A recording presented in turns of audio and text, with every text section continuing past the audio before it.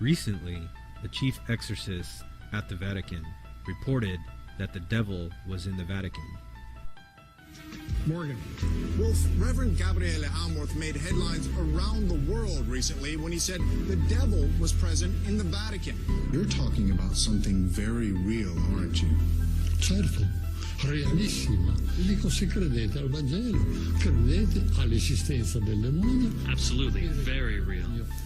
As to the devil's presence in the Vatican, he says that's no surprise. He once had to perform an exorcism on another exorcist.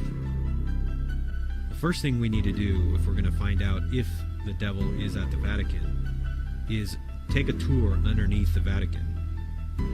As we arrive underneath the Vatican, we see that it is laid out in a number of rooms marked by letters, as we can see in this aerial view map. Now we will be exploring some of the rooms in this map. Let's start off by looking in room C here. As we look into the room, we see that this is a mausoleum of Lucius Tullius Zethus. The Vatican goes on and explains that this room was used for offerings to the dead. We read, "View of the north wall and mosaic floor. In the corners of the mosaic floor there are 8 marble squares with circular holes through which offerings to the dead were poured during the funeral rites carried out in the burial chamber." So here we have a room where offerings are done to the dead. That's pretty common in Catholicism.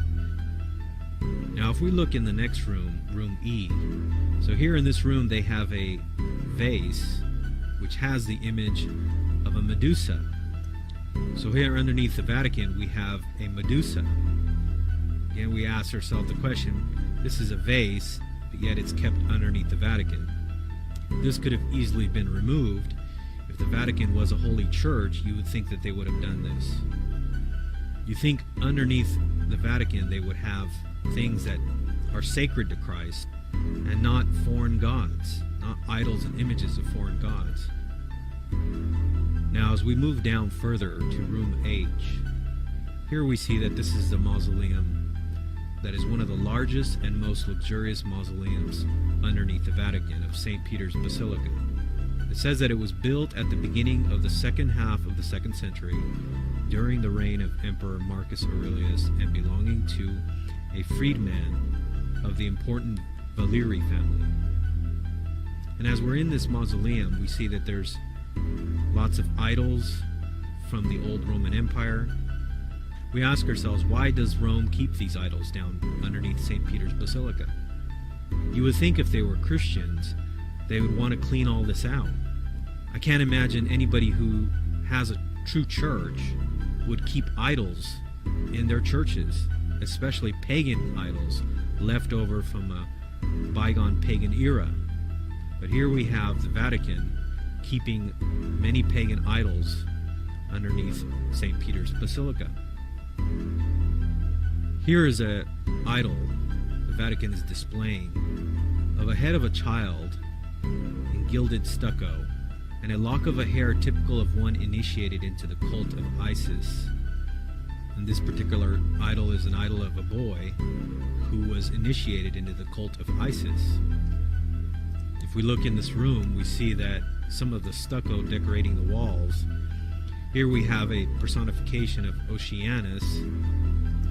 You remember the New Testament book of Revelation says that a beast comes out of the ocean. And so we say, why is the Vatican having these foreign gods underneath its basilica? Why is it protecting them? If it was a true church, it couldn't be doing it for the sake of art, especially with all the evil things that are happening in the Vatican. And as the priest earlier said, that evil does exist, the devil is real, as he admitted. But the hypocrisy of all of this is that they have all these evil images and idols underneath the Vatican of St. Peter's Basilica. We also see 2 figures of genuses with bat wings also portrayed on the walls. Again, this is supposed to be a holy church and a holy place. Now this is supposedly all there for many, many years. As we move into the next room, room I, the details of the mosaic floor with Mercury and Pluto's chariot, they go on and explain that this theme is an explicit reference to the overcoming of death and the return of the afterlife. They describe it as a splendid mosaic floor of Mercury is depicted carrying a caduceus with wings at his ankles, walking in front, and a chariot carrying Pluto and his wife Persephone. So here we have all these Roman gods underneath the Vatican, images of foreign gods. Well, as we move to the next room, we find out why they keep all these idols down there in these images. As we move to room U, here we find the shock of all shocks. Here on the wall, it says there is a depiction of Lucifer, that is, the light bearer, the morning star. On the opposite of the wall, there is a drawing of Vesper, the evening star, cosmic symbol of the human life cycle. We find out that when we get to room U, here we have a clear depiction of Lucifer underneath the Vatican at St. Peter's Basilica. We ask ourselves, why are they keeping this image of Lucifer underneath the Vatican? Again, you would think if you're a Christian church, you would not want to have any of these images. Now we know that they'll go on and say, oh, well, we're saving it because it's a UNESCO heritage site or something like that. This is always their excuse, saving it for the sake of art. But for the true Christian, this is not an excuse, because we know if you're giving glory and propaganda to false deities and false pagan gods, what are you doing? You're in essence supporting the evil spiritual realm. This cannot be from God.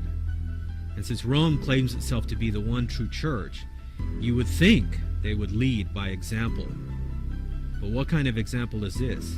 That you have a depiction of Lucifer underneath the Vatican for countless hundreds and hundreds of years? Now this image here underneath the Vatican has been there since their claim, which would be Constantine. We would know that he was the first one that built this basilica. And so again we ask ourselves, why are they keeping this depiction of Lucifer underneath the Vatican? Well, we think the answer for why all these images, idols, are kept underneath the Vatican is because what we're dealing with here is we're dealing with an apostate church that has always been apostate, and even now as it is filled with Freemasons.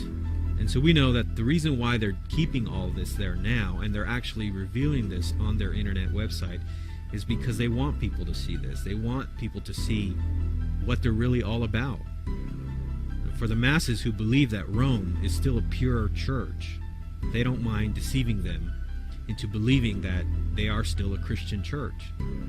As you go down underneath the Vatican, down into the next rooms, they will try to convince you on this tour that you take that Peter is buried down there in one of the rooms, and that this gives credence to following the Pope. But we ask the question, why would you want to follow a Pope who has all these evil things underneath his church? It's very clear by this depiction of Lucifer that the devil is in the Vatican. Now, if you are a Catholic and you are watching this video, we want to encourage you to come out of that church.